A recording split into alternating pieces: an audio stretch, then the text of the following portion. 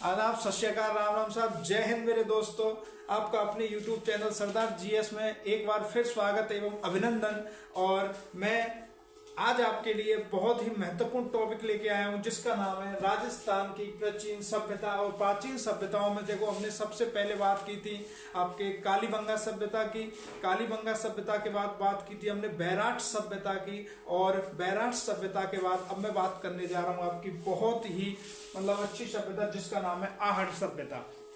ठीक है, बात करें इस आहट सभ्यता की तो इसकी जो खोज हुई थी, इस आहट सभ्यता की जो खोज हुई थी वो 1953 में अक्षय कीर्ति व्यास नामक व्यक्ति द्वारा 1953 में इसकी खोज हुई।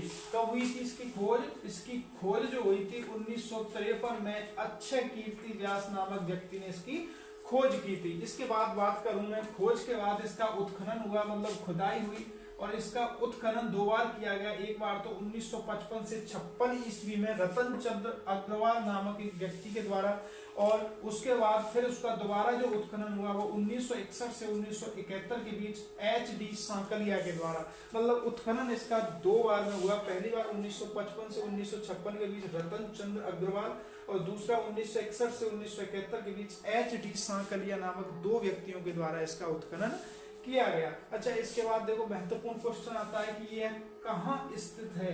यह आपके उदयपुर जिले में स्थित है। कहाँ स्थित है? राजस्थान के उदयपुर जिले में आपकी जो आहट सभ्यता है वो विकसित है। नदी कौन सी है? तो नदी जो है आपकी वो आयड़ नदी, जिसे वर्तमान में बनास नदी के नाम से जानते हैं। जो आपकी आयड़ नदी है, इस आयड़ नदी के किनारे बसी होने के कारण इस नदी के नाम पर ही इसका आहट सभ्यता नाम पड़ा।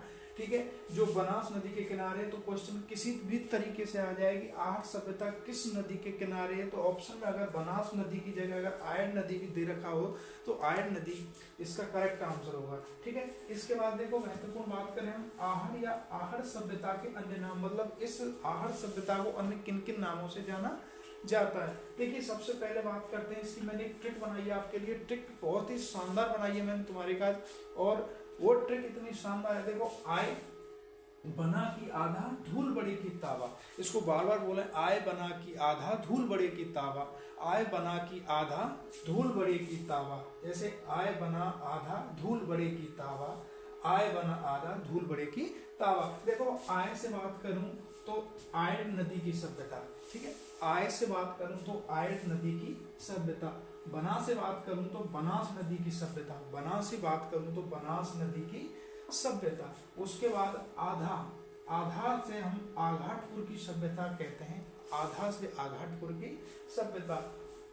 धूल से आपकी धूलकोट की सभ्यता। धूल से धूलकोट की सभ्यता। उसके बाद नेक्स्ट बड़े से बड़े मृदभाणों की सभ्यता। बड़े से बड़े मृदभाणों की सभ्यता। और तावा से आपका ताम्रवती नगरी के नाम से जाना जाता था। ठीक है, इसकी जो ट्रिक है, इसको इसके नाम है, आयड़ सभ्यता के नाम है कि इस आयड़ सभ्यता को किन किन नामों से जाना जाता था। जैसे मैं बात करूं, आय से आयड़ नदी की सभ्यता, बना से बनास नदी की सभ्यता, आधा से आघाटपुर की सभ्यता, धूल से धूलकोट की सभ्यता, बड़े से बड़े मृदभाणों की सभ्यता, और की आपका साइलेंट है तावा से ताम्रवती नगरी। ठीक है, इसके बाद हम बात करें कि आहट सभ्यता से खुदाई के दौरान हमें कौन कौन से साक्ष्य मिले। आहट सभ्यता की जो खुदाई की गई थी, उस खुदाई के दौरान हमें कौन कौन से साक्ष्य प्राप्त हुए। तो सबसे पहले आहट सभ्यता में मकान मिले। आहट सभ्यता में क्या मिले? मकान के साक्ष्य मिले। सबसे पहला जो क्वेश्चन है कि आहट कौन सी सभ्यता है जहां से मकान के साक्ष्य मिले, तो आहट सभ्यता से हमें मकान के साक्ष्य मिले। आहट से प्राप्त एक मकान में 6 चूल्हे मिले। आहट सभ्यता में एक मकान में से 6 चूल्हे मिले हैं, जो कि संयुक्त परिवार व्यवस्था का संकेत है। जैसे कि एक साथ एक एकल परिवार नहीं, एक से अधिक परिवार मिलकर वहां रहते होंगे, ऐसा माना जाता है। आहट से 2 मुंह वाला चूल्हा भी मिला है। आहट से 2 मुंह वाला चूल्हा भी हमें मिला है। ठीक है, इसके बाद बात करते हैं, देखो नंबर 3, आहट से गेहूं व चावल के साक्ष्य मिले। आहट सभ्यता से गेहूं व चावल के हमें साक्ष्य प्राप्त हुए। उसके बाद नंबर 4 की बात करूं मैं तो आहार से शाकाहारी व मांसाहारी के साक्ष्य मिले।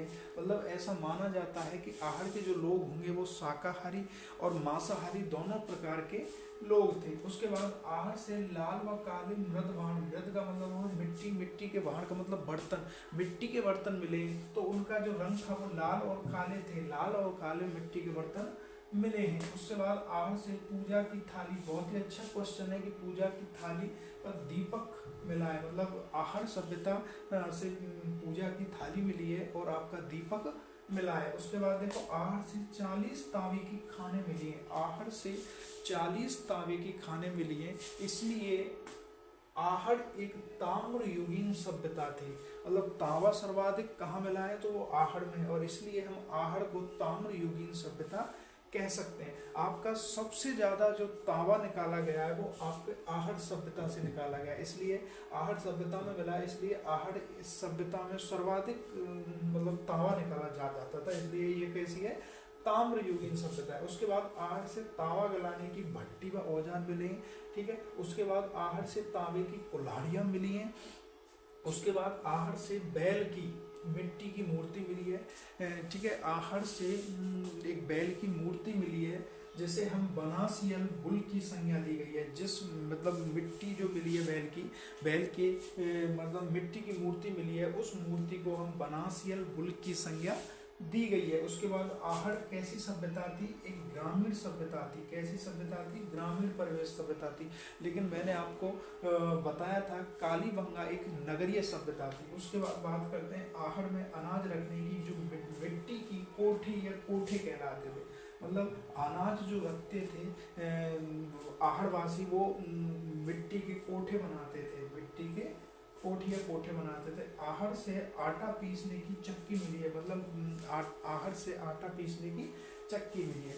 बहुत ही महत्वपूर्ण क्वेश्चन है, सारे महत्वपूर्ण है, इनमें से एक भी क्वेश्चन ऐसा नहीं है जिसको हम छोड़ के चलें। तो देखो मैं सबसे पहले राजस्थान की प्राचीन सभ्यताओं में तीसरे नंबर की जो हमारी थी जिसका नाम था आहड़ सभ्यता, ठीक है। आहड़ सभ्यता की बात करूं, देखो सबसे पहली जानकारी, सबसे पहले यहाँ की खोज होगी, और यहाँ की खोज कौन करी, तो यहाँ की खोज 1953 में अक्षय कीर्ति व्यास नामक व्यक्ति ने यहाँ की खोज कर दी। पहला ही मोस्ट क्वेश्चन है कि आहड़ सभ्यता की खोज किसने करी, तो ध्यान रखियो आहड़ की खोज अक्षय कीर्ति व्यास ने कब करी, 1953 में करी। उसके बाद उत्खनन की बात करूं तो यहाँ उत्खनन कौन करियो, तो उत्खनन यहाँ को दो प्रकार से हुआ था, मतलब दो बार हुआ था। 1955-56 में रतन चंद्र अग्रवाल के द्वारा, जबकि 1961 से 1967 के बीच HD सांकलिया के द्वारा इसका दो बार उत्खनन किया गया था। इसके बाद मैं बात करूं कहाँ स्थित है, तो ये उदयपुर जिले में स्थित है भैया। और ये कौन सी नदी है, आयड़ नदी है, बनास नदी के किनारे आहड़ सभ्यता विकसित है। आहड़ सभ्यता के अन्य नाम जो मैंने आपको इसकी ट्रिक समझाई दी, आय बना आधा, धूल बढ़ेगी तावा, ठीक है। आय से आयड़ नदी की सभ्यता, बना से बनास नदी की सभ्यता, आधा से आघाटपुर की सभ्यता, धूल से धूलकोट की सभ्यता, बड़े से बड़े मृद भाणों की सभ्यता, तावा से ताम्रवती नगरी। इसकी ट्रिक है, ये आपको याद होनी चाहिए। ये ट्रिक अगर याद है गई तो इनमें से कोई ना कोई क्वेश्चन आ जाएगा, ठीक है। उसके बाद बात करूं, देखो ताम्रवती से मतलब आपके आहड़ सभ्यता से कौन कौन से हमें साक्ष्य प्राप्त हुए हैं, इनकी मैं बात करूं तो देखो एक मकान मिले हुआ आहड़ थे, मतलब मकान के साक्ष्य मिले हैं। और आहड़ से एक मकान में 6 चूल्हे मिले हैं, तो कह सकें हम जब 6 चूल्हे मिले एक ही मकान में तो संयुक्त परिवार के साक्ष्य मिले हैं। तो उसके बाद आहड़ से 2 मुंह वाला चूल्हा मिला है, मतलब जिसके 2 मुंह होंगे वो चूल्हा मिला है। उसके बाद देखो मैं बात करूँ तो आहड़ से गेहूँ और चावल के साक्ष्य मिले हैं, गेहूँ और चावल के साक्ष्य मिले हैं। भाई खेती तो जब वहाँ मकान मिले, सब चीज़ मिली तो खेती वहाँ तो होगी, ठीक है। तो चावल के साक्ष्य मिले। आहड़ से शाकाहारी और मांसाहारी दोनों तरीका के साक्ष्य मिलेंगे, शाकाहारी लोग होंगे और मांसाहारी लोग होंगे, जो मांस खाते होंगे मांसाहारी। उसके बाद आहड़ से लाल काले मृद भांड मिले हैं, लाल और काले मिट्टी के बर्तन मिले हैं। उसके बाद आहड़ से पूजा की थाली मिली है, दीपक मिला है। ऐसा माना जाता है कि आहड़ जो वासी होंगे वो शायद हो सकता है कि वो पूजा पाठ में राजी हों। उसके बाद आहड़ से 40 तांबे की खाने मिली हैं। जो 24 तांबे की खाने मिली हैं, उसके बाद कुल्हाड़ी मिली है, तांबा गलाने की भट्टियां मिली हैं। तो जाहिर सी बात है, एक ऐसी सभ्यता है, ये ताम्रयुगीन सभ्यता है गई। ताम्रयुगीन सभ्यता मतलब तांबा सर्वाधिक मिला है। तो पूरे राजस्थान में सबसे ज्यादा तांबा कहाँ मिला है? वो आहड़ सभ्यता में मिला है। ठीक है। उसके बाद आहड़ से बैल की मिट्टी की मूर्ति मिली है, बैल की मिट्टी की मूर्ति मिली है, तो इसलिए इसे बनासियल बुल की संज्ञा दी गई है। आहड़ सभ्यता एक कैसी सभ्यता है? आहड़ सभ्यता एक ग्रामीण सभ्यता है, प्योर। आहड़ में अनाज रखने की मिट्टी के कोठे थे, जो वर्तमान में भी आपने देखा होगा, अनाज रखने के गांव में मिट्टी के कोठे से बना लें तो वे अनाज रखने, जिनमें अनाज सुरक्षित रखा जाता था। उसके बाद आटा पीसने की चक्की मिली है, ऐसा क्या आटा पीसते होंगे।